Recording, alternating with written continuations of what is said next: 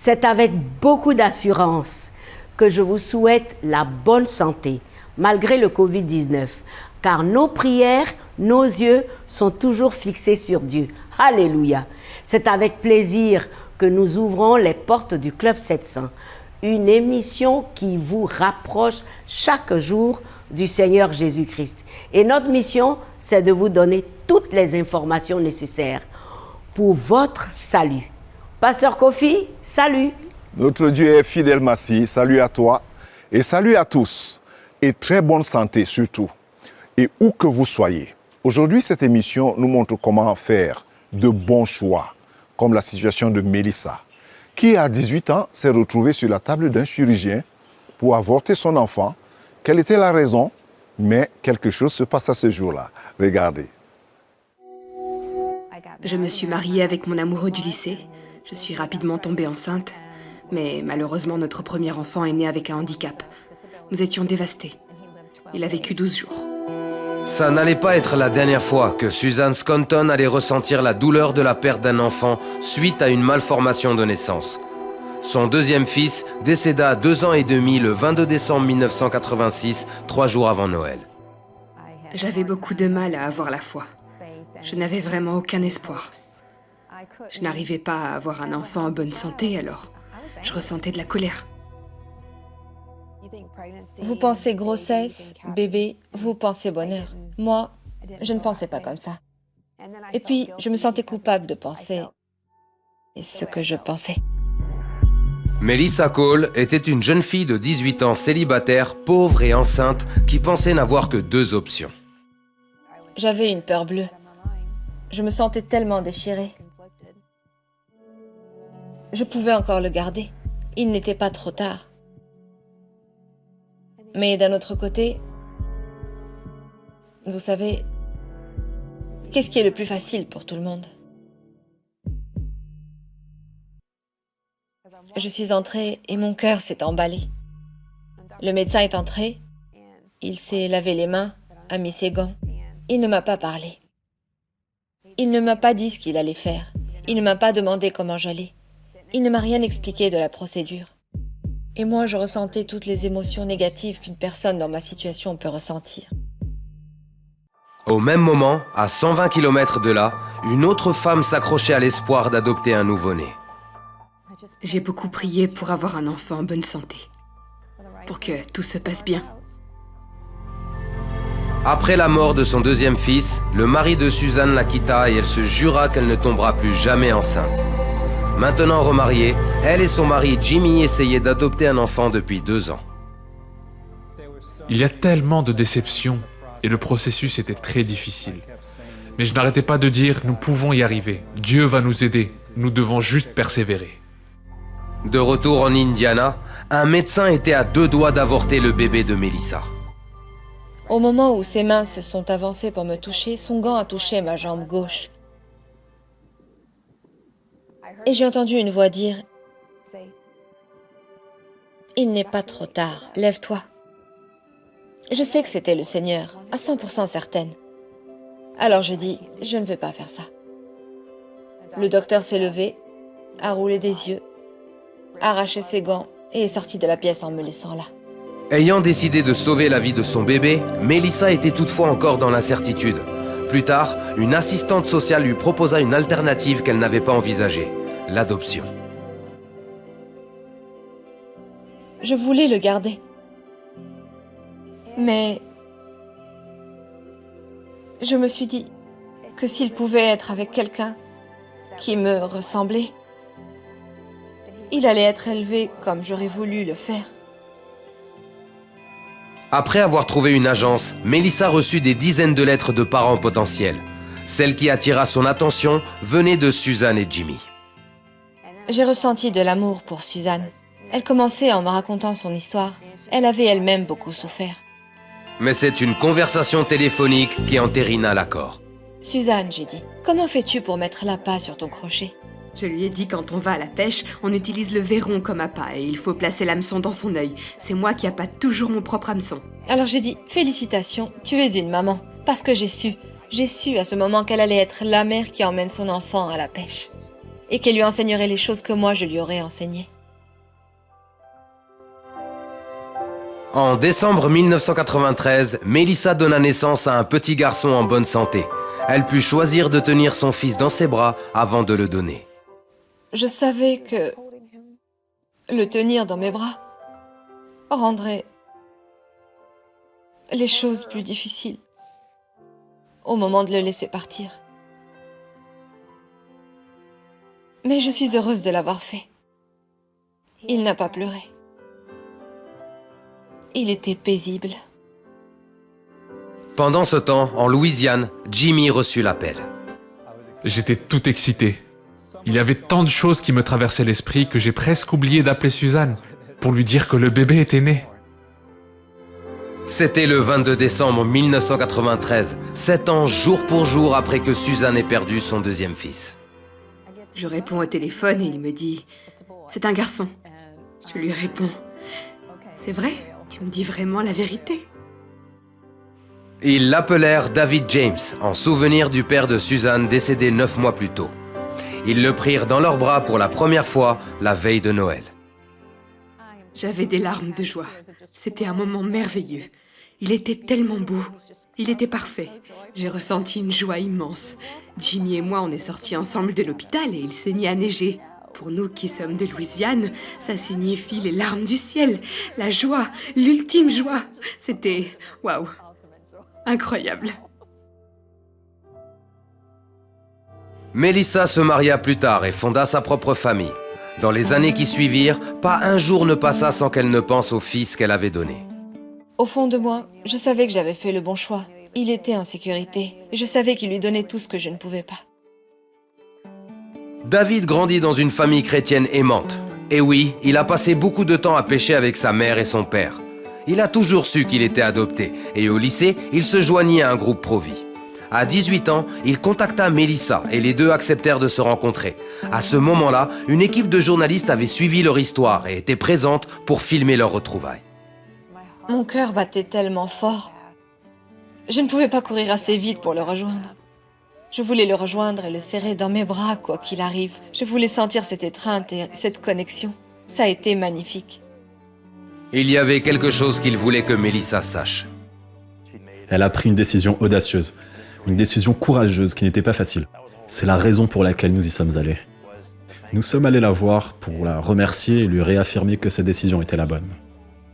Je me suis sentie encore plus libérée dans mon esprit. Depuis, David a terminé ses études de droit. Lui et Melissa se sont unis dans un but commun. Par le biais de conférences et du documentaire I Lived on Parker Avenue, ils s'efforcent d'informer les femmes sur l'adoption et de les encourager à choisir la vie. Et sachant que pour sans avortement, il n'y a que 2 adoptions facilitées dans ce pays, nous avons vraiment eu une occasion unique de parler de l'option de l'adoption. Je pense que c'était l'appel de Dieu pour nous. Dieu a joué un rôle dans tout cela. La chaîne des événements était trop extraordinaire pour que ce ne soit pas le cas. Dieu a été dans toute cette histoire depuis le début. Et il m'a porté jusqu'au bout. Il avait tout préparé. Ah, la vie, les décisions, les désirs, les choix, tout commence par la croyance, la confiance et les priorités. Premièrement, en qui croyez-vous? Quelles sont vos connaissances? Et à qui obéissez-vous? Cette histoire est vraiment une belle histoire, orchestrée depuis le début par Dieu qui déjà sait le commencement, la fin de toutes choses. Melissa, malgré son trouble, là pour la grossesse, au moment terrible d'avorter, a décidé à la dernière minute de ne pas tuer cet enfant et de compter sur Dieu. Cette décision, ce choix de la vie venait de sa foi en Dieu malgré la détresse. Les amis, vous savez, les drames ne feront jamais taire l'existence de Dieu tout-puissant au-dessus de tout pouvoir pour faire concourir toutes choses qui vous perturbent en bien. Si vous êtes en ce moment au carrefour des décisions à prendre, tournez-vous vers Dieu, votre Créateur, et Jésus-Christ, le seul médiateur entre Dieu et vous, et remettez-lui le cas et attendez calmement dans la confiance. Prions en ce moment. Je prie, Seigneur, pour toute personne au carrefour d'une décision difficile, que tu puisses les toucher par ton Saint-Esprit, les guider, les diriger, les remplir de ta paix pour prendre la bonne décision, même si elle semble difficile, car toi, Dieu, tu es bon, tu n'as jamais changé et tu es fidèle. Recevez cette paix et cette grâce de Dieu au nom de Jésus. Amen.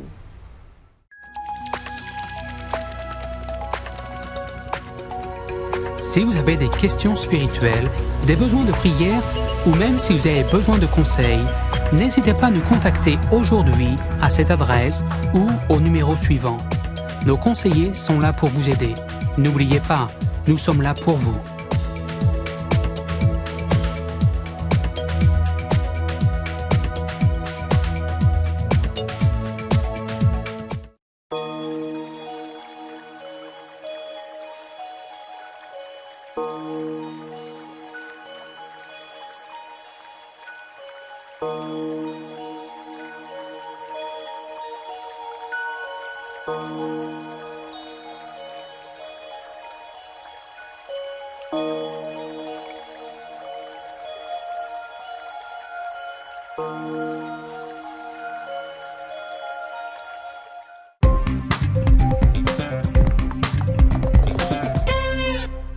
Bienvenue les amis.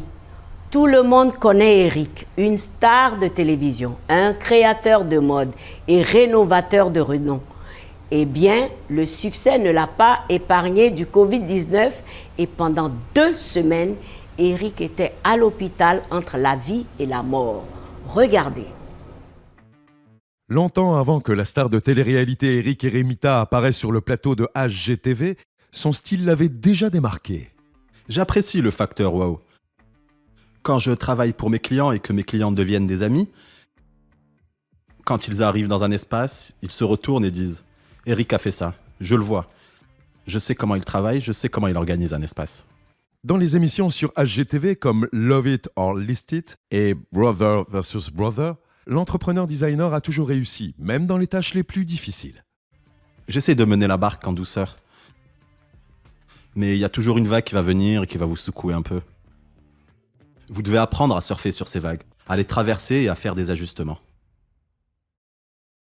Mais en mars de cette année, ce père de 3 enfants, âgé de 52 ans, va devoir affronter un combat qu'il ne peut pas mener seul. La Covid-19 ayant atteint des proportions pandémiques, Eric dit qu'il ne pouvait pas se concentrer. Ensuite, les symptômes grippaux sont apparus. De la fièvre et des choses de ce genre. Je pensais avoir la grippe et en même temps, ma femme a commencé à avoir la même chose. Immédiatement, Eric et sa femme Joanne furent mis en quarantaine dans leur maison de Staten Island. Lui s'installa à l'étage tandis que Joanne restait au premier, leurs 3 enfants compèrent dans le sous-sol. J'ai eu de fortes fièvres et ma femme m'a dit que c'est monté jusqu'à plus de 40 degrés. Nous nous en sommes remis entre les mains de Dieu. Un jour de la semaine suivante, Joanne alla voir son mari. Cette fois, il avait des difficultés à respirer et devenait bleu. Elle est montée parce qu'elle ne savait vraiment pas ce qui se passait. Elle s'est retournée et a dit « Tu n'as pas l'air bien, tu peux respirer ?» C'est la dernière chose dont ils se souviennent.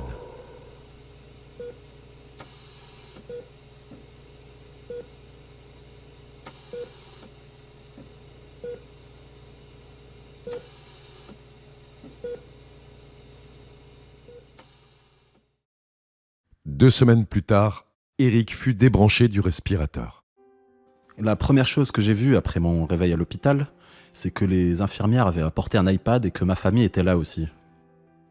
Ils étaient stupéfaits, étonnés que je m'en sois sorti.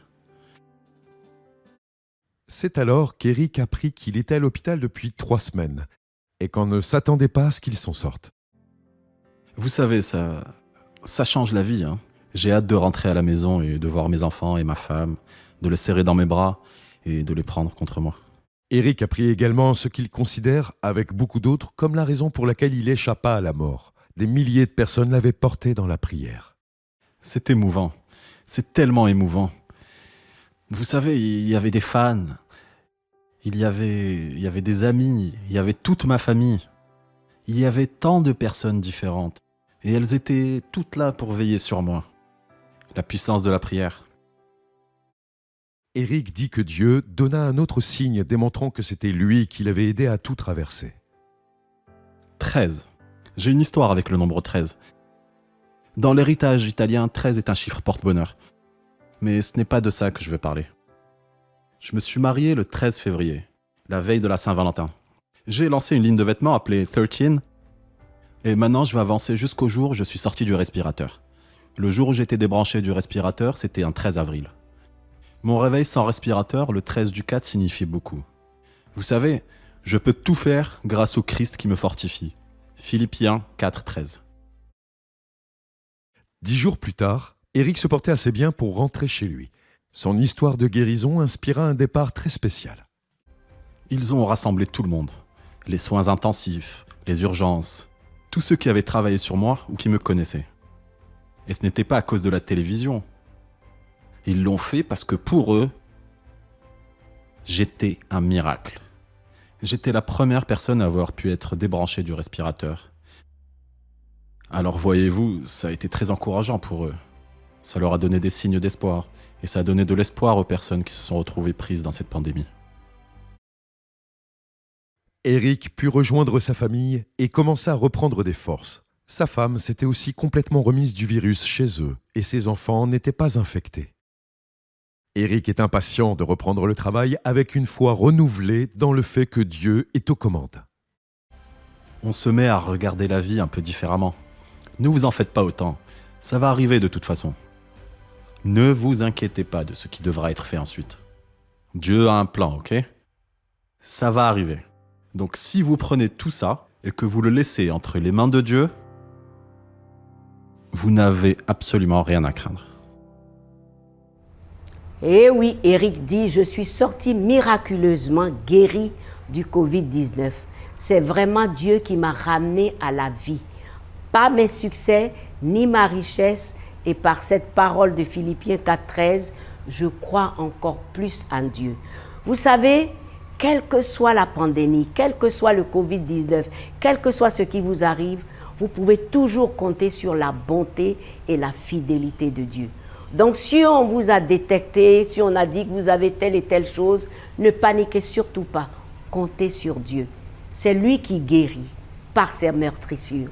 Alors je vous encourage à être fortifiés et soyez guéris au nom de Jésus. Amen. Ne nous quittez pas, à tout de suite.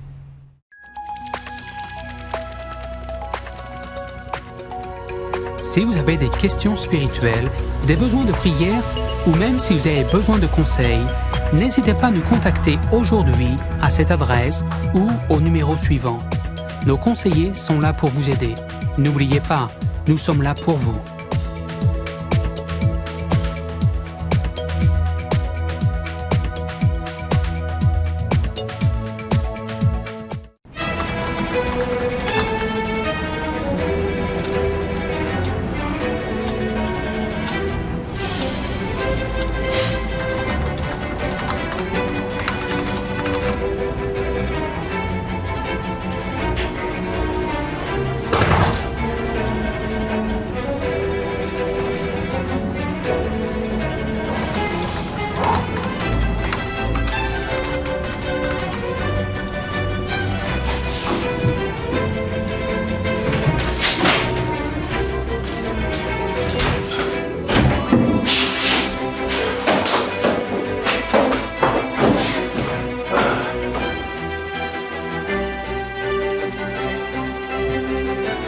Vous avez raté le Club 700? Ne vous inquiétez pas. Vous pouvez toujours regarder vos émissions préférées sur www.leclub700.tv.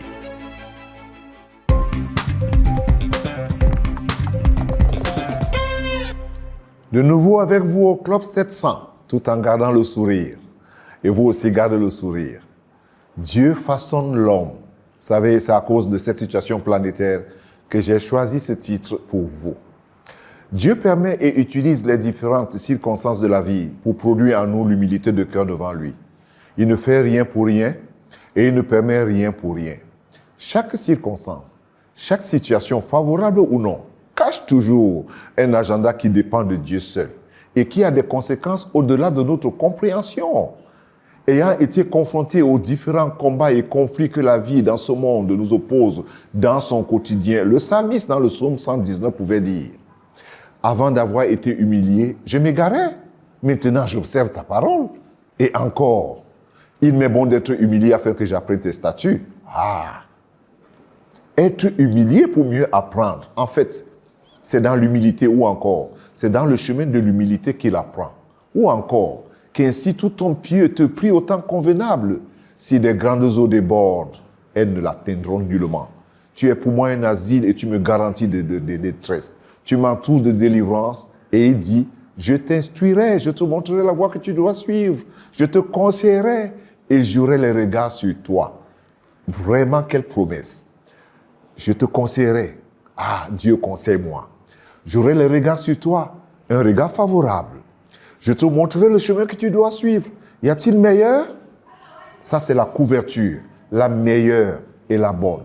Je voudrais t'inviter à prier avec moi après que tu aies suivi ces témoignages et écouter le peu de paroles d'encouragement et d'exhortation adressées à toi en ce moment. Alors, prie avec moi. Seigneur Dieu, c'est à toi que je viens maintenant, reconnaissant mon besoin de toi. Oui, Seigneur, je te demande de me pardonner tous mes péchés. Tu connais ma vie, tu connais mon cœur. Je suis désolé, Seigneur. Je t'ouvre la porte de mon cœur maintenant et je reçois dans mon cœur Jésus-Christ qui est mort sur cette croix comme mon Seigneur et mon Sauveur personnel maintenant. Merci, Seigneur. Merci de me recevoir, merci de me pardonner. Merci. Amen et Amen. Avant toute chose, cher ami, je voudrais que tu te souviennes de quelque chose que j'ai dit. Dieu a un agenda. Et dans cet agenda, tu es dedans. Et c'est favorable pour toi. Que Dieu te bénisse et sois encouragé dans le nom du Seigneur. Merci, pasteur. Alors, les amis, c'est le moment des questions-réponses. Et voici la première question, pasteur. J'aimerais savoir s'il faut forcément confesser ses péchés devant un homme pour qu'on soit pardonné. C'est très délicat. Merci beaucoup, Massi. Je sais qu'il y a un équilibre à prendre sur cela, sur la question de pardon aujourd'hui. Mais ne nous leurrons pas et ne nous cachons pas non plus. En fait, lorsqu'on pêche, le péché est d'abord contre Dieu. Qu'il soit une blessure que j'ai causée, un tort que j'ai causé à mon frère, c'est contre Dieu. La première personne qui est touchée, affectée, c'est Dieu. Alors, je commence d'abord par confesser mon péché à Dieu. Il faut le reconnaître. Il faut que je reconnaisse que j'ai fait du tort contre Dieu et j'ai fait du tort à mon frère. Alors, je fais ce qu'on appelle la restitution. Et si j'ai commis du tort à Massi, il faut que j'aille vers Massi. Après que j'ai traité avec Dieu, dire à Massi, je suis désolé, j'ai dit ceci, j'ai fait ceci, je demande pardon. Et là, vraiment, le pardon est complet. Et j'ai fait ce que la Bible dit, la restitution, c'est vraiment complet. Maintenant, il y a l'autre côté du pardon ou alors des péchés que nous commettons en pensée. Il faut le savoir. Les péchés qu'on commet en pensée, c'est pas à l'homme qu'on le confesse. Pas même à un pasteur. Même si vous pensez que c'est votre tout là. Non, non, non, non. Non. Le Saint-Esprit est là. L'homme reste l'homme et Dieu est Dieu. Alors les péchés en pensée, on les confesse à Dieu directement. Parce que c'est lui qui nous connaît et qui connaît nos pensées. Et on se répand devant Dieu de tous ces genres de péchés, pas à l'homme. Il ne faut pas le dire. Et aussi, il faut faire très attention parce que souvent, il y a certaines confessions qu'on va faire à l'homme et qui peuvent détruire quelqu'un, qui peuvent tout gâter. Il ne faut pas le faire. Il faut écouter ce que le Saint-Esprit dit. Donc, il ne faut pas fuir la responsabilité de faire la paix avec mon frère. Il ne faut pas non plus se cacher que Dieu est le premier à qui on confesse le péché. C'est très important. Merci, pasteur. Bien répondu. Les amis, voici comment ce cher monsieur Lee se réjouissait d'avance de mettre la photo de son futur bébé sur son Facebook. Il fut terriblement choqué à sa naissance. Pourquoi? Regardez. J'étais si heureuse quand j'ai entendu le cri de mon bébé pour la première fois.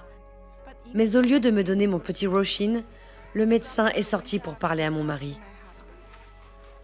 J'étais prêt à prendre une photo de Roshin et à la poster sur les médias sociaux dès que je l'apercevrais. Mais quand le médecin m'a dit « Il y a quelque chose qui ne va pas avec votre enfant », mon cœur s'est serré et j'ai rangé mon téléphone. La fille de Lee avait une fente labio-palatine. Elle m'a regardée dans les yeux et c'était comme si elle voulait me dire « Maman, je sais que je ne suis pas belle, mais s'il te plaît, ne me quitte pas. » Un lien s'est créé entre nous et j'ai fait le vœu de faire tout ce que je pouvais pour elle. Nourrir Roisin était particulièrement difficile, car elle s'étouffait sans cesse. J'avais peur qu'elle ne meure étouffée. Comme elle vomissait beaucoup, elle n'avait pas assez de nutriments et son immunité était mauvaise. Elle ne prenait pas de poids et tombait souvent malade. Quand le couple sortait avec Roisin, il lui couvrait le visage. Mais les gens se mirent tout de même à parler. Une personne a dit que nous avions un bébé monstre. D'autres ont dit qu'elle était laide et stupide. Des amis qui n'habitaient pas en ville m'envoyaient des messages pour demander comment ça allait avec le bébé. Et je ne savais pas comment répondre. Il voulait absolument trouver un moyen de faire opérer Roisin avant qu'elle ne soit trop âgée. Mes parents ont même vendu les 2 porcs qu'ils avaient, mais ce n'était pas suffisant. Je me sentais inutile à regarder mon bébé devenir de plus en plus mince et faible. Quand je touchais son petit corps, j'avais vraiment peur qu'elle ne meure à tout moment. Je voulais tant que quelqu'un fasse quelque chose.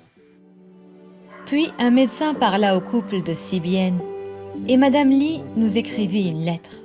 Quand nous avons appris que CBN allait payer pour l'opération de notre fille, nous avons pleuré de bonheur.